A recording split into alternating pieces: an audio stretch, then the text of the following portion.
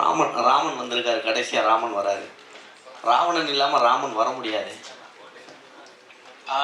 Sir, that you'll get to see in the film, sir. It's a small surprise. It's not predominantly about Lord Sri Ram, but yeah, it'll come at the right time and it'll give you the right hype, sir. Fantasy movie மட்டும் ஏன் வந்து target பண்ணுறீங்க? Sir, that small kid inside me is still alive, sir. So I like watching fantasy films. I hope and wish for these magnanimous things to happen in real life. They will not happen, no? So I'm trying to do them in films.